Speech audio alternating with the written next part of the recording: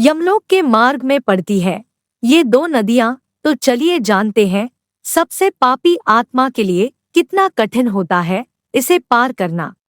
नमस्कार दोस्तों, आपका स्वागत करती हूँ हमारे धार्मिक ग्रंथों के चैनल दिव्य महापुराणम पर।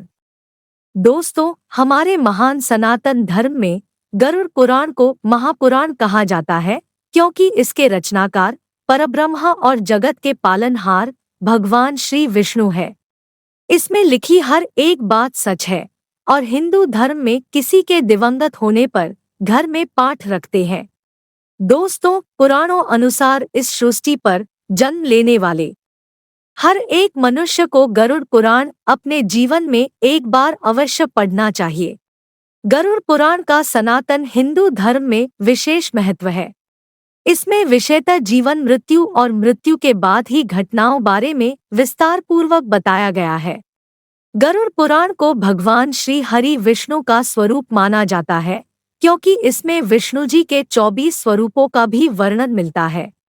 गरुड़ पुराण ग्रंथ में भगवान श्री विष्णु अपने प्रिय वाहन पक्षीराज गरुड़ देव के माध्यम से मनुष्य को मोक्ष प्राप्ति का मार्ग बताते हैं। साथ ही इसमें बताया गया है कि मृत्यु पश्चात आत्मा को अपने कर्मों के अनुसार किन किन परिस्थितियों से गुजरना पड़ता है। गरुड़ पुराण ग्रंथ में यमलोक के मार्गों का भी जिक्र किया गया है।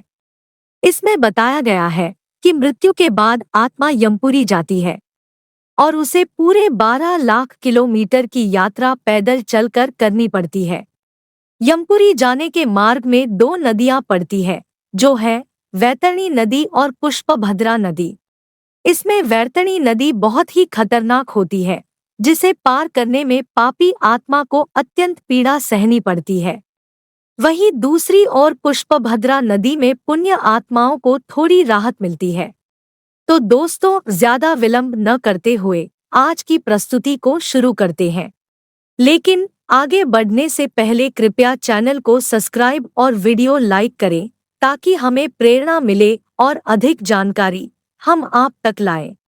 प्रिय दर्शकों, गरुड़ पुराण में मृत्यु के बाद आत्मा को यमलोक पहुंचने के मार्ग में पड़ने वाली वैतरणी व पुष्पभद्रा इन दो नदियों का वर्णन मिलता है और गरुड़ पुराण के धर्मकांड के प्रेतकल्प अध्याय में इनका जिक्र किया गया है। इसमें वैतरणी नदी को भयानक बताया गया है, जिसमें खून, मुर्दे काटने वाले भयानक जीव जो आत्मा को अत्यंत कष्ट देते हैं और हमेशा मवाद से बहती है। और दूसरी पुष्पभद्रा नदी है तथा इसका तट पर सुंदर लगने वाला एक वटवृक्ष है। यमदूत वहां पहुंचकर उस प्रेत को विश्राम करने का समय देते हैं। वहां प्रेत दुखित होकर अपनी स्त्री और पुत्रादि सगे संबंधियों से प्राप्त होने वाले सुख का स्मरण करता है।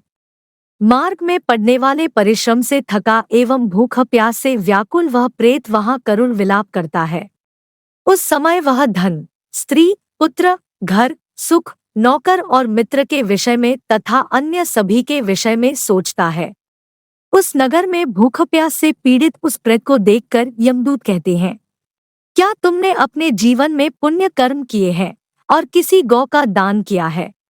अब हम जानते हैं कि इन नदियों के बारे में। दोस्तों, सबसे पहली नदी है जो बहुत भयानक है, वैतरणी नदी। गरुड़ पुराण के अनुसार यमलोक के मार्ग में पड़ने वाली वैतरणी नदी बहुत भयानक होती है।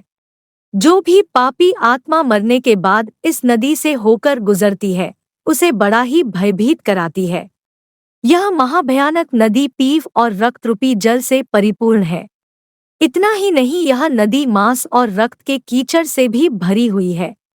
यह नदी पापियों को देखकर कई तरह के भयाक्रांत स्वरूप को धारण कर लेती है।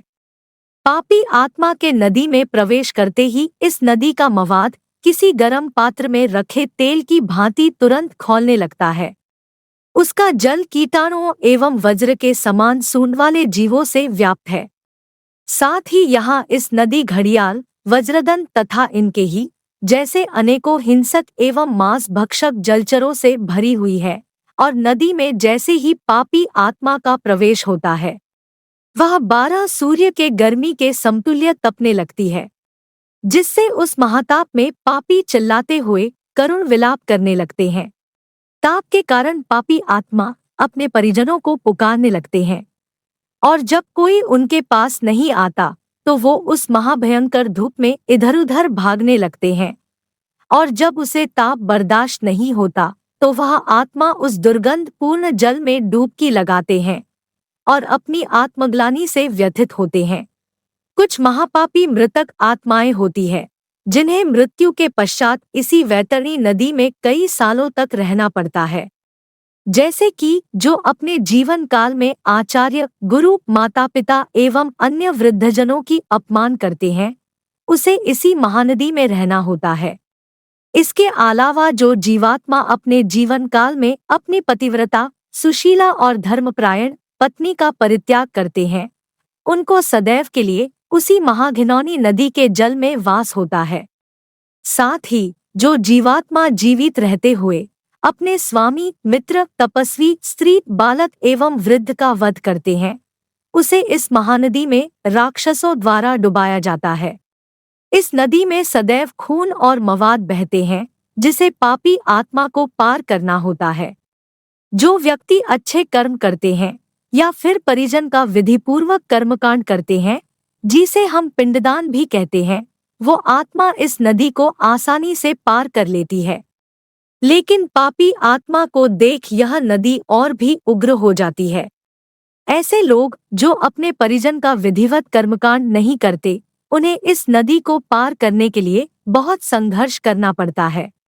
नदी को पार करने के लिए नाव भी होती है, लेकिन नाव को प्रेत आत्माएं चलाते हैं, जो कि आत्मा से उनके पुण्यकर्म पूछते हैं। जो आत्माएं जीवन में पुण्य कर्म करती है या फिर जिनके परिजन गाय का दान करते हैं, उन्हें प्रेत नाव में बैठाकर नदी को पार कराते हैं। लेकिन जिनके पास जीवन में किए दान पुण्य का कोई लेखा जोखा नहीं होता, उनकी नाक में कांटा फंसाकर यमदूत उसे खींचते हुए नदी के ऊपर से रोंदते हुए ले जाते हैं। यही कारण है कि हिंदू धर्म शास्त्रों में गाय का दान और पुण्य कर्म के महत्व के बारे में बताया गया है। दूसरी नदी है पुष्पभद्रा नदी, जिसमें आत्माएं विश्राम करती है। गरुड़ पुराण में बताया गया है कि यमपुरी के मार्ग में पुष्पभद्रा नदी भी मिलती है। इस नदी को पार कर ऐसी आत्माएं यमलोक पहुंचती हैं जो अपने मृत परिजनों का पिंडदान करते हैं और जीवन में अच्छे और पुण्य कर्म करते हैं। इस नदी का जल बहुत निर्मल होता है और यहाँ आत्माएं विश्राम करती हैं, और इसके किनारे बहुत बड़ा वटवृक्ष लगा है। आत्मा इस नदी के किनारे पेड़ की छाया में बैठकर कुछ देर के लिए आराम करती है। परिजनों द्वारा किया गया पिंडदान और तर्पण उसे यहीं पर भोजन रूप में प्राप्त होता है और इससे उस आत्मा को शक्ति मिलती है, जिससे कम समय में ही आत्मा यमपुरी की यात्रा पूरी करती है। दोस्तों, अब हम जानते हैं कि गंगा तट पर पिंडदान करते समय कुछ चांदी से बनी चीजें भी दान करते हैं, जैसे कि नाव, छतरी, गाय, सीधी और दिया, जिनका उपयोग आत्मा इस यमपुरी के मार्ग में चलते समय करती है। जैसे कि नाव में बैठकर नदियों को पार करना, सीढ़ी का उपयोग नदी में से ऊपर चढ़ने के लिए, और दिया जो अंधकार के रास्ते से चलाने के लिए आत्मा को मिलता है। तो प्रिय दोस्तों, उम्मीद है आपको यह जानकारी अच्छी लगी होगी, तो वीडियो को लाइक अवश्य करें, साथ ही कमेंट में जय श्री कृष्ण अवश्य लिखें। आप सभी का धन्यवाद।